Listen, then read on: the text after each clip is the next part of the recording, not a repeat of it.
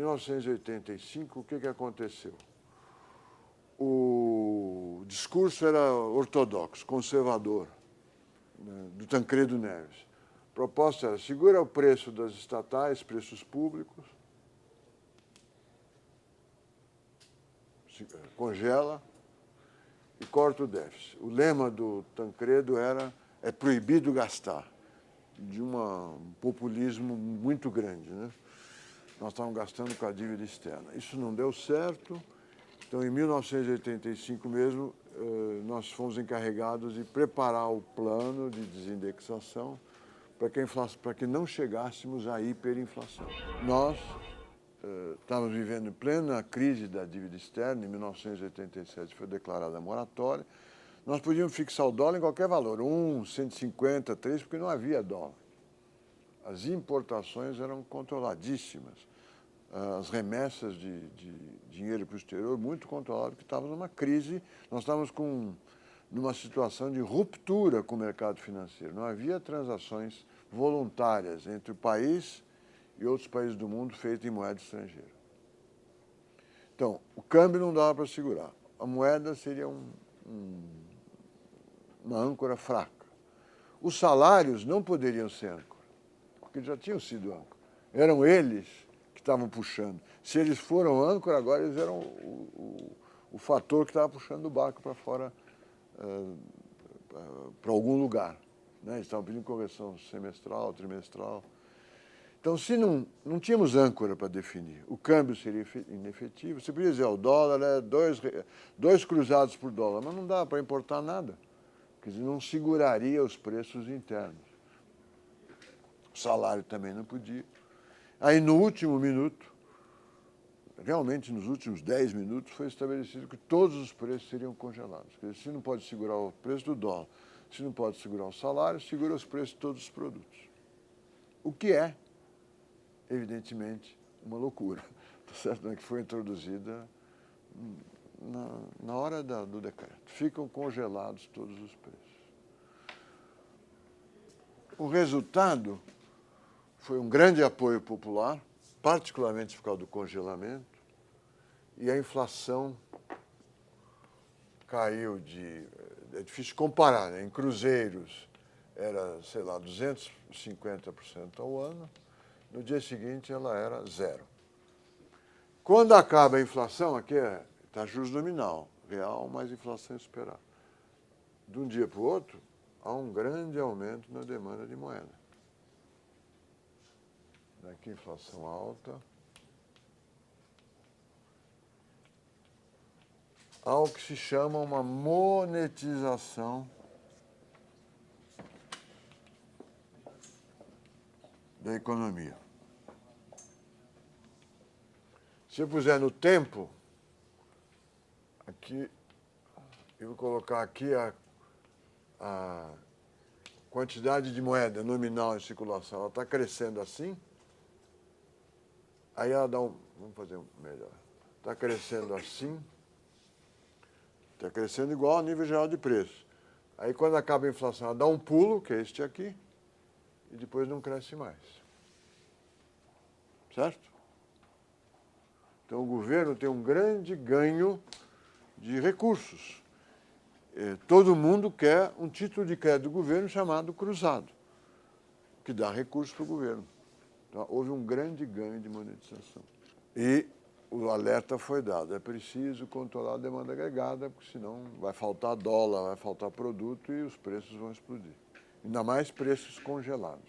Durou mais um pouquinho, houve a eleição, depois da eleição foi feito outra vez este programa e houve uma grande reação de opinião pública, da CUT, queimaram carros na esplanada dos ministérios, acabou o plano. E a inflação passou de 3,5% em dezembro para 7% em janeiro, 14% em fevereiro. Ela começou a crescer 50% por mês. Frustrou-se. O plano Bresser, aqui é uma história, é igualzinho, mas só que ele não foi feito. Mas foi muito discutido. ele, uma vez frustrado o plano cruzado, foi pedido para o Francisco Lopes, professor da Fundação, para fazer um outro plano, porque não podia ficar sem plano. O Francisco Lopes fez o plano, que era, vamos dizer, 6 meses de plena indexação e depois congelamento de novo. Tá certo? Esse plano foi o Chico Lopes que fez, apareceu com o nome de Plano Sayad, que sou eu. E o Bresser usou mesmo o Chico Lopes e ficava muito incomodado que os jornalistas perguntavam, mas é o Plano Sayad ou o Plano Bresser? Não é nem Bresser, nem Sayad, é Chico Lopes. Não foi feito. O Plano Verão foi igual o Plano Cruzado, sem mudança, também não deu certo. O que faltava aqui, em todos esses planos, é uma âncora. Ou seja, é algo que impeça que um preço corra atrás do outro indefinidamente, mesmo sem indexação. O Plano Collor tentou estabelecer como âncora a quantidade de moeda. Então, ele cancelou a moeda anterior. Ele disse, não existirão mais transações na época a moeda era cruzados.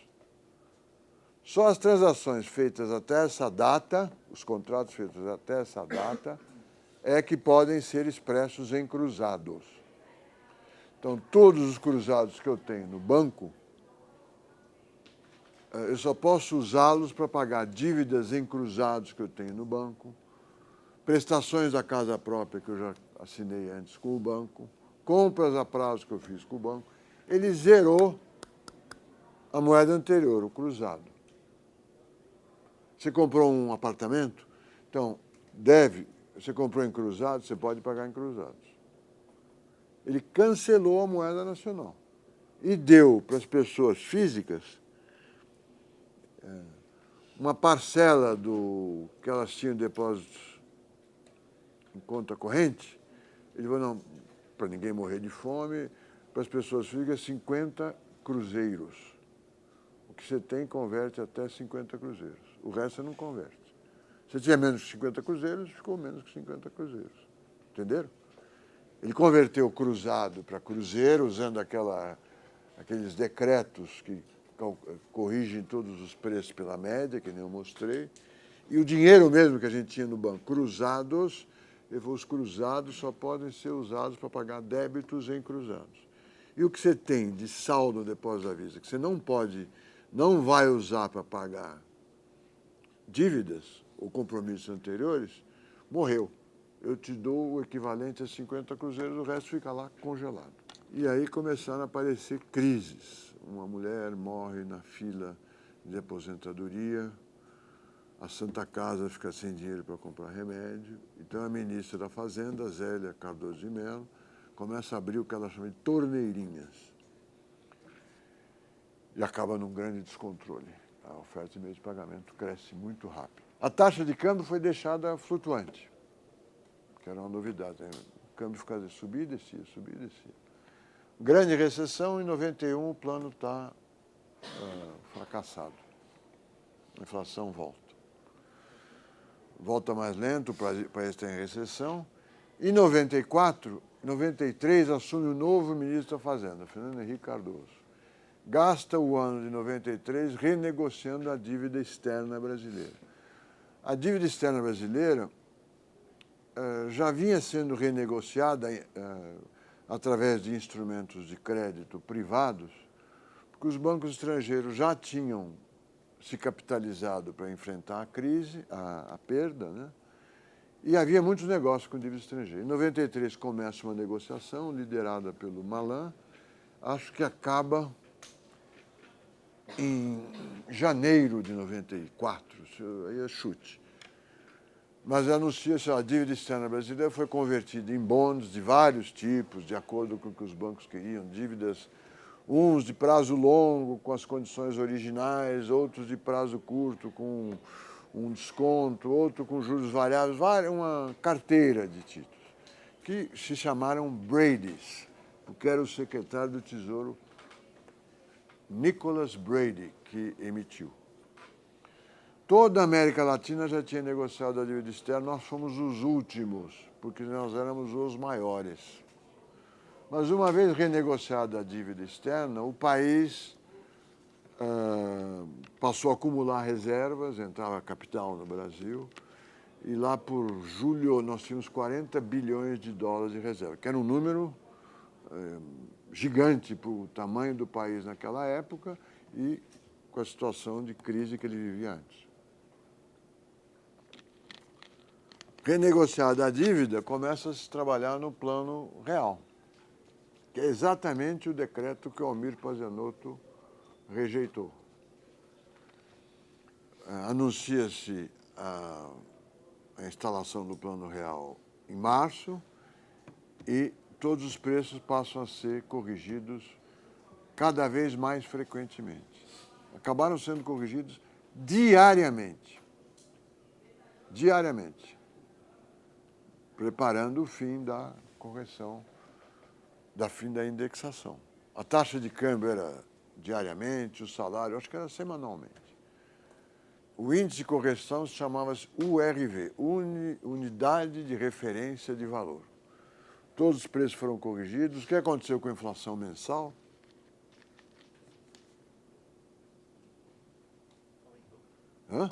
Aumentou barbaridade, chegou a 40% ao mês. Quem tiver uma máquina de calcular, compõe aí, dá um número gigantesco. Mas propositalmente, para que todos os preços passassem a ser corrigidos quase que no mesmo dia. A preocupação dos autores era não deixar essa correção muito instantânea. Então, eles usavam o índice de preços, imagino que do IBGE, com 15 dias de defasagem. Então, o índice de preço é calculado, na época isso era conhecimento básico dos economistas, é calculado no mês de janeiro. Os preços são coletados no mês de janeiro. São calculados e sai o resultado 15 de fevereiro, tem uma defasagem. Tá certo? A preocupação dos gestores do plano é manter essa defasagem, ainda dar mais um tempo. Por quê? Porque senão a inflação ia ser muito maior, ia para o infinito. Ela tem que ter uma imperfeição, a indexação.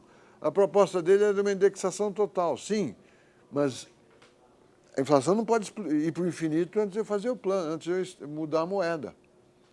Então, ele tinha a preocupação de ter algumas defasagens. Tinha a defasagem do período de cálculo e algumas outras. Em julho, se eu não me engano, 1º de julho de 94, sem surpresa, todos estavam sabendo, está extinta a correção monetária na economia brasileira. A taxa de câmbio, que está sendo corrigida todos os dias, que tem o valor de 2.350 cruzeiros, passa a valer R$1. Tá certo? Esse 2.350, você pega o seu salário, eu ganho 600. Então, divide 2.350 por 600 por 2.350, o teu salário é, sei lá, R$100. Todos os preços são convertidos. Sem o atrito dos planos anteriores. Não houve congelamento de preço e essas regras de correção não foram fixadas em decreto, foram feitas pelo mercado. Você comprou, nos planos anteriores, uma loja que vendia, sei lá, cimento com 30 dias de prazo, o preço do cimento na nota tem uns juros lá de 20%. Acaba a inflação, o cara quebra o cara que comprou o cimento. Então, tinha uma tablita. Esse é o nome tablita no Brasil, quer dizer, você pegar os contratos pré-fixados e deflacionar porque a inflação acabou. No real, isso não teve problema, porque todo mundo sabe que ela vai acabar, os contratos estão sendo corrigidos, ninguém vai fazer acordo pré-fixado. E a âncora? A âncora foi a taxa cambial. O dólar foi fixado no decreto R$1, $1. Esse é o que falta. Isso é o ingrediente que nenhum dos outros planos tinha. Não precisa congelar o preço, congela o dólar. Aqui vamos dizer que está a taxa de câmbio. Ó.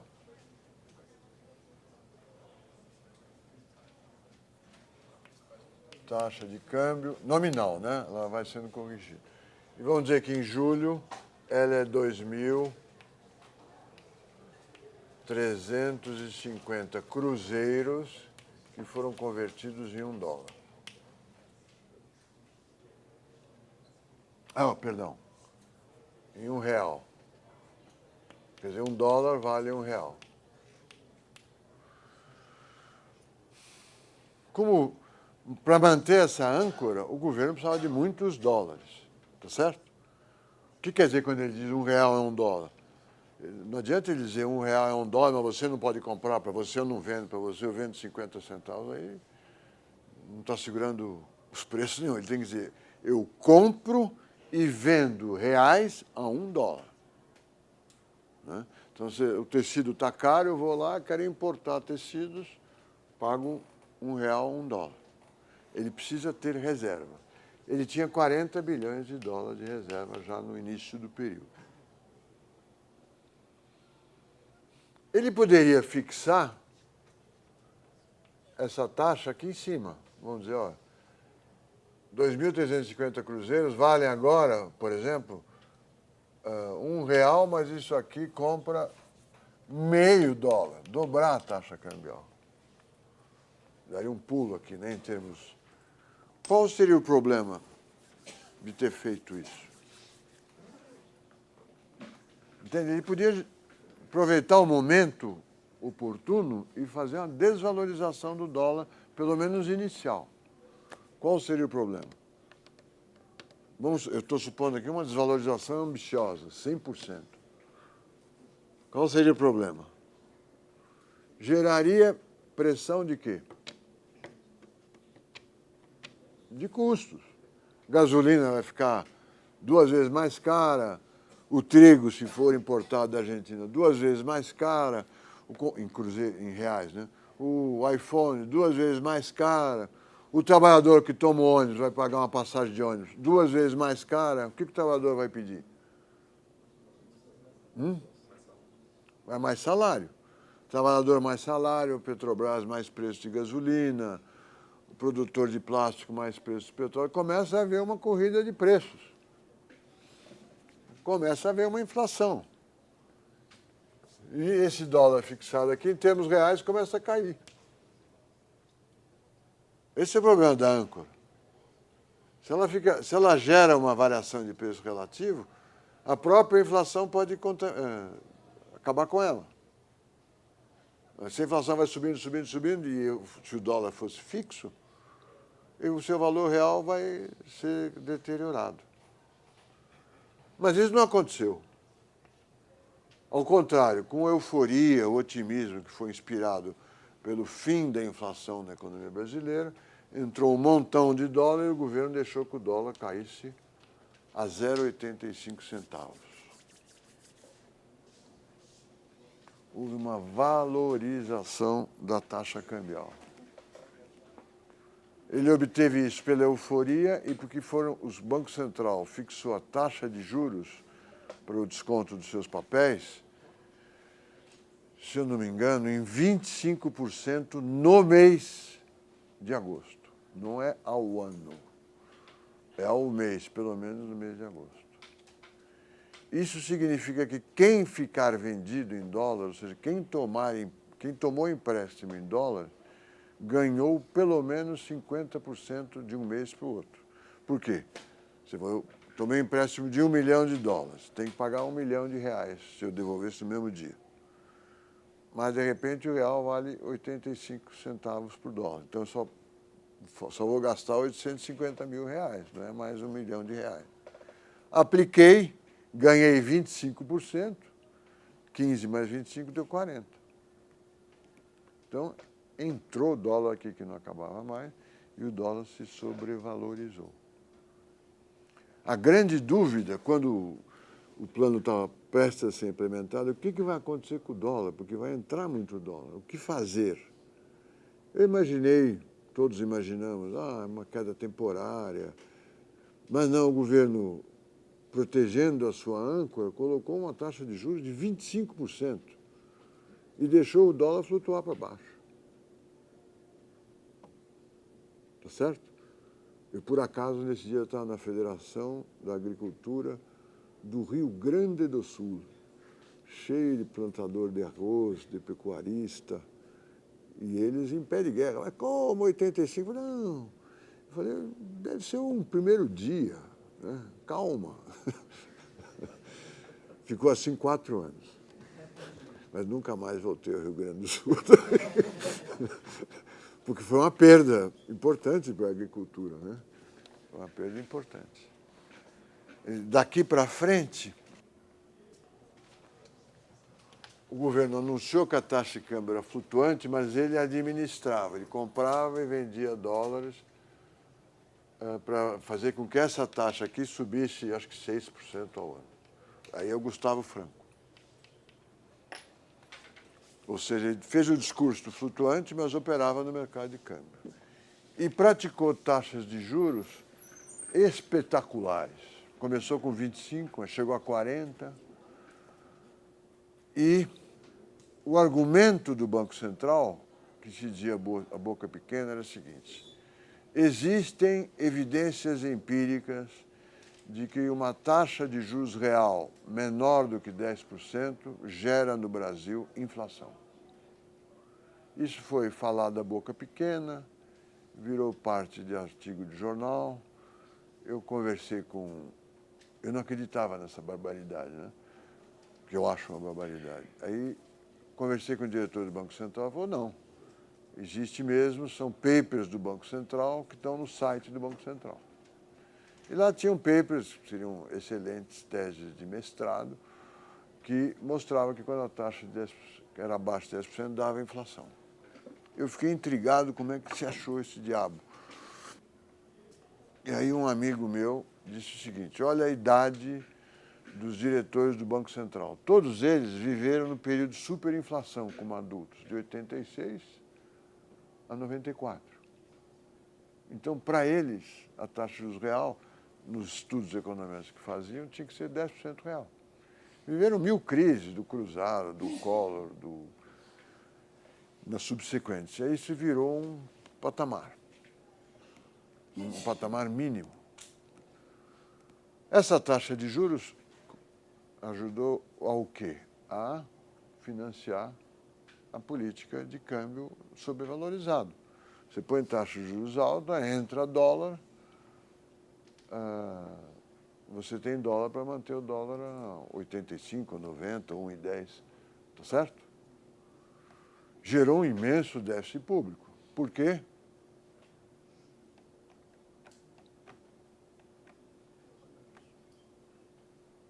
Por que gerou um imenso déficit público?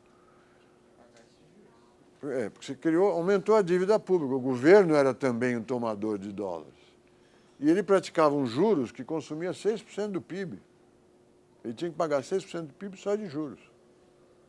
E o discurso, que é um tema importante para o próximo conjunto de aula, era que o déficit público é que faz com que o câmbio seja alto.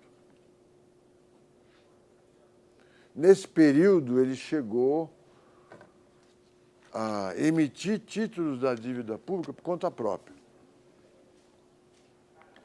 Ou seja, ele emitia títulos da dívida que o Tesouro não estava pedindo, para atrair dólares. A inflação teve um desempenho excelente, mas o custo de combate à inflação foi um crescimento da dívida. A dívida pública no início do Plano Real era de 20% do PIB. O Collor transformou o PIB, a vida financeira do país, numa vida semelhante a um país do sul da África. Ativos financeiros sobre PIB, que era 60, passou para 30, com a operação de cancelamento da moeda anterior. Então, quando o Fernando Henrique assume como presidente, a dívida, como ministro da Fazenda, em julho, a dívida pública é de 20% do PIB. Passa imediatamente a 40% e chega a 50% do PIB. O discurso, vamos dizer, da UDN é o déficit público que está quebrando o país. O discurso do Gustavo Franco é: eu não posso largar o dólar por causa do déficit público. A realidade contábil é que o déficit público está sendo causado pela política monetária. O discurso do presidente do Banco Central é: a política monetária é dependente, ela está sendo determinada pelo gasto do governo. Ele gasta muito, então o discurso é esse: o mercado financeiro exige taxas muito altas. É um discurso que se repete. Agora a Dilma fala, posso baixar o juros porque eu estou fazendo um superávit primário. Mas, na realidade, naquela época, era o Banco Central que estava fazendo um grande déficit público, imenso. Juros de 10% ao ano real significa 5% do PIB. Porque se a dívida é metade do PIB,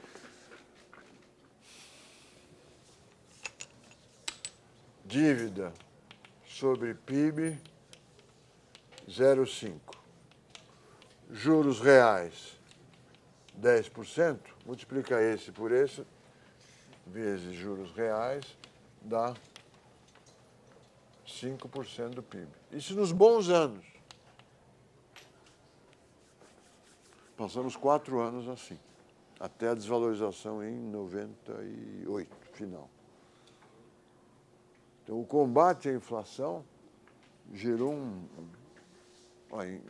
esses juros aí duraram pelo menos 10 anos, gastando metade do PIB para combater a inflação.